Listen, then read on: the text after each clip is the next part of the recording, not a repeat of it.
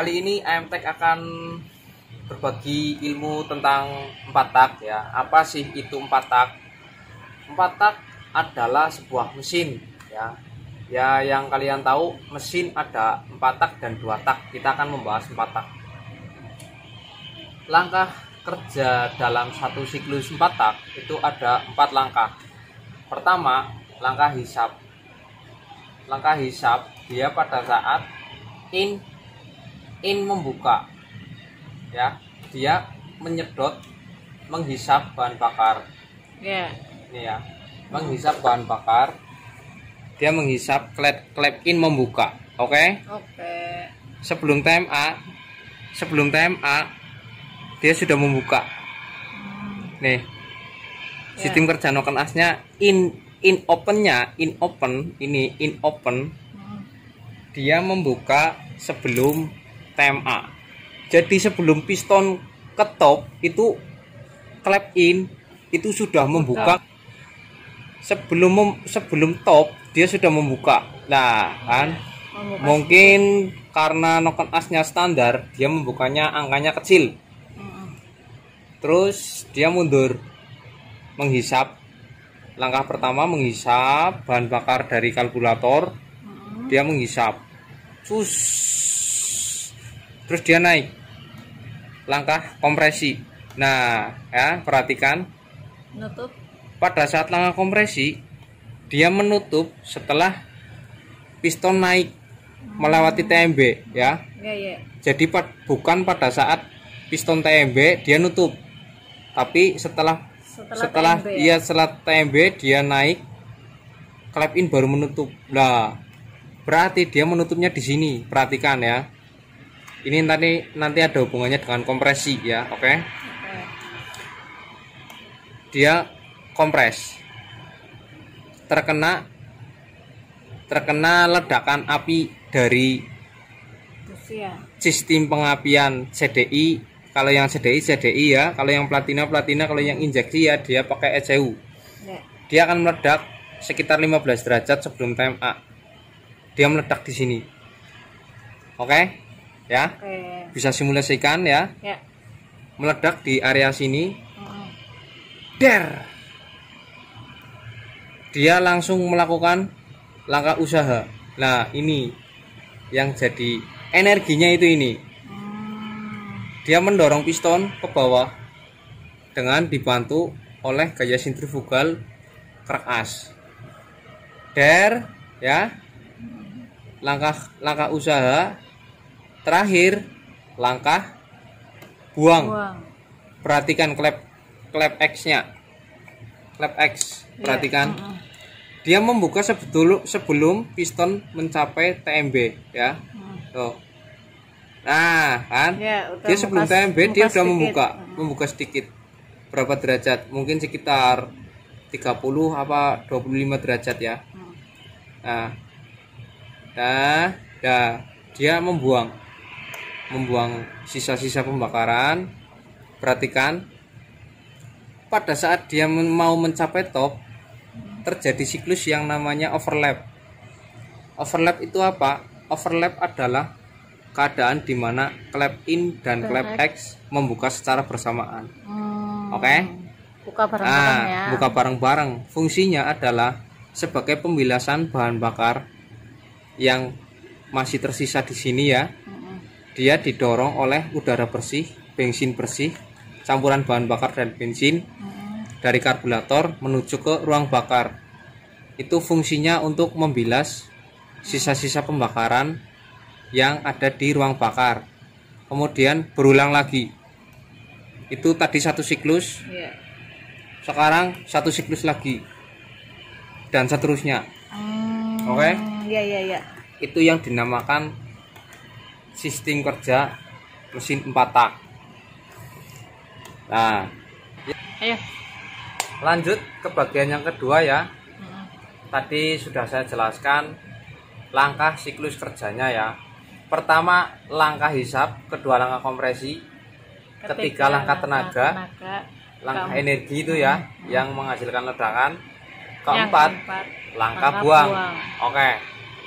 Kompresi statis adalah penghitungan antara volume silinder ditambahkan volume ruang bakar dibagi volume ruang bakar. Itu namanya rasio kompresi statis. Oke? Kompresi Paham? statis, ya. Ada rasio kompresi statis. Cara mengukurnya bisa dengan menggunakan buret ya. Contoh, cara menghitungnya itu ya menghitung cc motor. Ya. Ya, ini pelajaran menghitung cc motor ya. cc motor. Ada motor yang berkapasitas 100 cc, ada yang motor berkapasitas 125 cc. Menghitungnya dari mana ya? Oke. cc motor rumusnya adalah, kalau saya menggunakan pi d kuadrat t. Oke. Ya. Volume silinder. Ya. Volume silinder. Berarti pi-nya itu 3,14 dibagi 4000. 4.000. 3,14 dikalikan diameter piston. Contoh, piston Jupiter ya. Ya. Ini piston Jupiter, ini kan motor Jupiter. Diameternya 51. 51. Ya, dia dikuadratkan dikalikan struk tinggi langkah ya. Langkah itu mengukurnya seperti ini. Jarak antara TMA dan TMB itu namanya struk. Oh, Oke? ya. Panjang langkah TMA sampai TMB itu yang dinamakan langkah atau struk ya. Oke. Dari TMA sampai TMB itu yang dinamakan struk. Oh. Ini top, sampaikan dia belakang sendiri ya. Itu TMB. Ya, TMB. Titik mati bawah. Ya, TMB. Titik mati bawah sampai titik mati atas itu namanya langkah. Ya. Oke. Maksud. Berarti kembali lagi ke Jupiter. Langkahnya 54. Ya, ini struk standarnya Jupiter. Dibagi 4000 sama dengan berapa? Hitung. 3,14 dikalikan 51 dikali 51 dikali 54 dibagi 4000 berapa? Ya. Jadi ketemunya cc-nya adalah 110 Jupiter cc, volume silinder ya 110 cc. Ini standar Jupiter. Oke. Ya. Setelah kalian mengetahui cc motor, kalian harus menghitung berapa kompresi standarnya Jupiter. Contoh ya. Ya. Volume standar Jupiternya ini di dalam ruang bakar adalah ini awangan ya. Ya, awangan. Jangan dianggap habis ngitung ya. Contoh umpamanya 13 cc di dalam ruang bakar. Oke. Di dalam ruang bakar sini setelah top diukur ruangannya di dalam adalah ada 13 cc. ya, misal 13 cc tuh. Misalnya. Itu untuk menghitung kompresi standar ya. Kompresi standar motor tadi 110 cc ya, volume silinder. Volume ruang bakarnya adalah 13 cc. Cara menghitung kompresinya mudah sekali. Ini ditambah ini dibagi ini, gampang banget loh ya. Volume silinder ditambahkan volume ruang bakar dibagi volume ruang bakar. Oh, kompresi. Nah, kita hitung ya. Volume silindernya 110 ditambah 13 dibagi 13 sama dengan 123 dibagi 13 sama dengan berapa proses kompresinya. Jadi volume ruang bakarnya, kompresinya jadi 9,4 ya. Rasio kompresinya berarti 1:9,4. Dia bisa menggunakan bahan bakar bensin atau sampai pertalite ya. pertalite. Ya, oke lah kalau di atas itu nggak apa-apa, tapi sayang karena dari pabrik masih rendah ya. Ini contoh loh ya, bukan standar Jupiter segini ya. Contoh, kalian mau bore up Jupiter ya, Jupiter Z ya, yang tadinya pistonnya 51 kepengen di bore up menjadi 130 cc ya. 130 cc sudah banyak beredar piston-piston aftermarket ya. Kalau mamanya tanggung-tanggung kayak 53 bisa, tapi kalian harus mengetahui profil sebuah pistonnya kira-kira mendukung apa tidak ya. Biasanya kalau yang sudah teman-teman lakukan untuk harian gitu ya, itu biasanya rekomendasinya pakai piston 53 ya, pakai 53, mau pakai ini ya 53. Jadinya sesinya berapa pokoknya ya, berarti kan volume silindernya sama dengan 3,14 dikalikan 53 kalikan 54 dibagi 4000 ya. 3,14 dikalikan 53 kuadrat berapa? 3,14 dikalikan 2809 dikalikan stroke 54 dibagi 4000. Jadi cc motor Jupiter kalian dengan stroke standar dengan piston 53, contohnya casing umpamanya ya. Saya tidak merekomendasikan untuk pakai itu ya, punya casing gitu ya. Maksudnya gambaran dengan piston 53 kalian akan menambahkan total cc menjadi 119 cc. Oke. Tanpa merubah ruang bakar, tanpa merubah squeeze mungkin bisa ya. Dan kompresinya dari 9,8 ya standar Jupiter, masih naik sekitar 11, lah ya. Mungkin maksimal 12 cc 12, kompresinya 1:12. Maka masih aman menggunakan bahan bakar Pertamax lah ya. Nah, masih aman kompresinya 1:12. Ini contoh, kalian harus menghitung, cara menghitung kompresinya nanti ya. Di video berikutnya saya akan memberikan contoh ya, contoh seperti ini ya.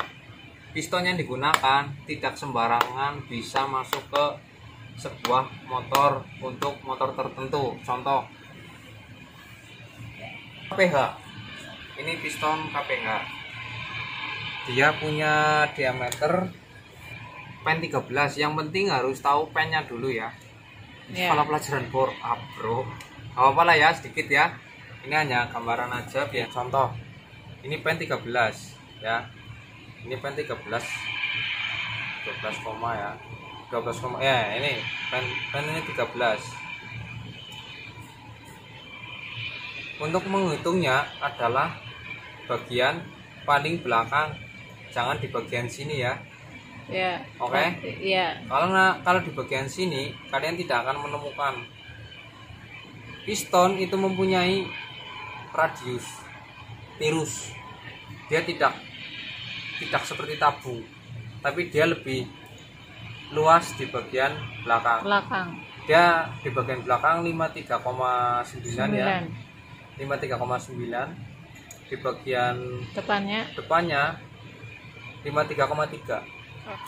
Kalau kalian memikirkan bore up dengan tidak tahu asal usulnya hanya untuk mengejar cc, saya rasa kalian harus memikirkan dulu ya bentuk piston.